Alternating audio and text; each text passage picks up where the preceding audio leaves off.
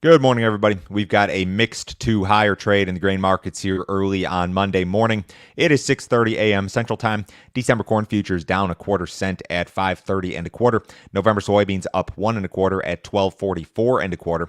December Chicago wheat up 3 cents at 7.37. December Kansas City wheat up 2.5 cents at 7.40. December spring wheat is unchanged at 9.46 and a half. If you guys are listening on the podcast, appreciate it. Leave me a rating or a review if you have not already. If you're watching on YouTube, I think we're like 5 or 10 subscribers away from 3,000. So if you have not subscribed to the channel, help me out. Hit that subscribe button. Let's get to 3,000 today. My goal, bigger picture, of course, is to get up to 5,000, but we can do 3,000 here this very day. So help me out there. If you need some additional assistance from me, go to my website. It is www.standardgrain.com. Go to that website, click on Grain Marketing Plan here in the upper right-hand corner. Check out my subscription service, guys, $49.99 a month. I will send you my morning email, which goes out every business day right before I start these live streams at about 6:20 a.m.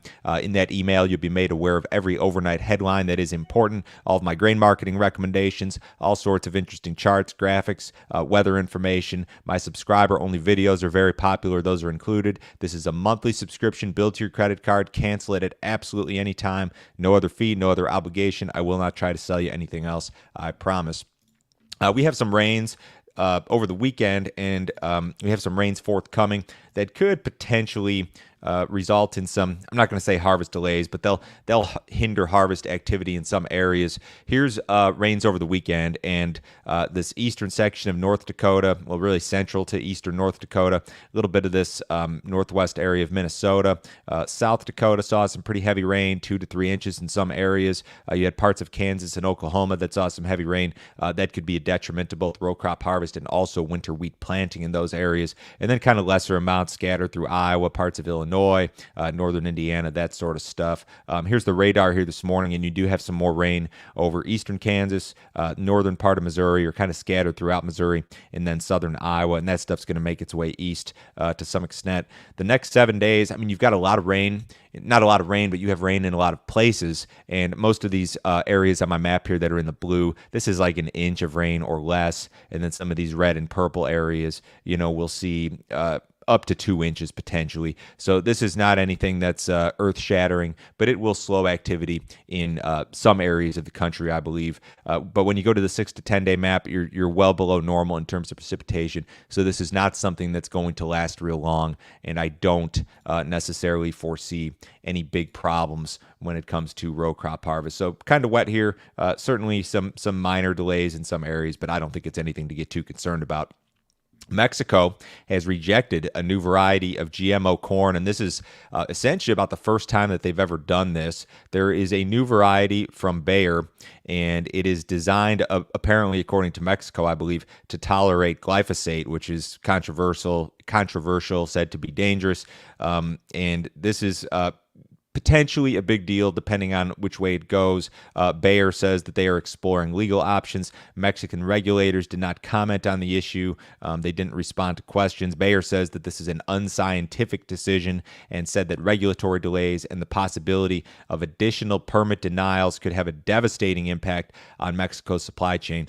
Mexico does not allow corn growers domestically to produce GMO varieties, but they have never really had any sort of restriction on imported GMO corn, and this would be the first such restriction. So this is kind of a wait-and-see deal. I don't think it's anything that impacts the market as of right now. Just last week, Mexico's National Farm Council was estimating that the country would import a record amount of corn this year, and Mexico, of course, had been or has been historically one of the largest importers of U.S. corn and had been the largest for a while up until last year when China kind of swooped in and took over. But this is potentially a big deal, but I think it's more of a wait-and-see type thing here for the moment. Fund traders remain heavily long the corn market. According to CFTC, large money managers or funds were net long 244,000 contracts, futures only, at last Tuesday's close. Funds have not been short the corn market since August of last year, and they have not been net long less than 150,000 contracts for about a year, since October of last year. So they have really been sticking to their guns here in terms of the net long in the corn market, which is historically very large and has been for a long time. Funds were net long 47,000 contracts of soybeans at last Tuesday's close. That is not an extreme or historically large net long position, but funds have not been short the bean market since last year and have kind of stuck to the long side. They've just reduced that length quite a bit. Funds have kind of been back and forth on the in regard to the SRW wheat market. Subscribers, you guys have fund tracker charts in your inbox here this morning. Heavy rains in China may delay harvest and also cause some quality issues. China is expected, or had been expected, to harvest a bumper crop, and I think that they still will. This is a quote from one analyst in China. Generally speaking, it will still be a bumper harvest, but the rain affects the harvest pace and the quality. With too much rain, farmers can't dry freshly harvested corn, and it will cause high toxin levels. They also have a severe shortage of coal in China, and that is something that is going to hinder commercial drying and that sort of thing. We know that there's been all sorts of issues in regard to power outages or lack of power because of this coal issue and other issues regarding energies. So this is probably not the biggest deal in the world. Is it something that could result in additional imports of corn? I suppose that's a possibility. We've got a USDA report tomorrow. This is the monthly crop production and WASDE report. Traders generally expect a small downward revision to the U.S. corn yield estimate. USDA had 176.3 on its balance sheets last month. We're looking for 176 even this month. In regard to soybeans, we're expected to see the opposite. 50.6 was the yield number last month. They're expecting 51.1 this month. So lower corn, higher soybeans in regard to yield. You're going to see a big move in regard to the soybean carryout estimates for the United States, and most of this has to do with that retroactive upward revision that USDA made to the 2020 U.S. bean crop.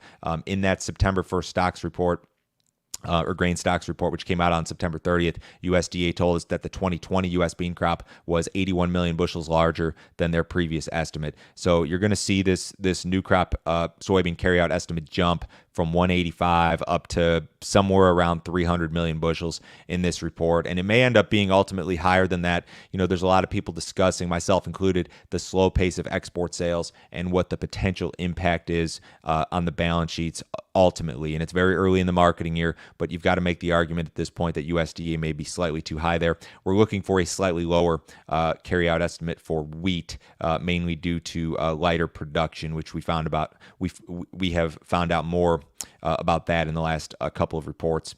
Crude oil and most of the energy complex trading at multi-year highs again this morning. Your spot month WTI contract traded up to 81.72 per barrel. That's the highest trade since October of 2014. Heating oil, natural gas, RBOB unleaded also posted fresh 7-year highs overnight. Very strong energy complex.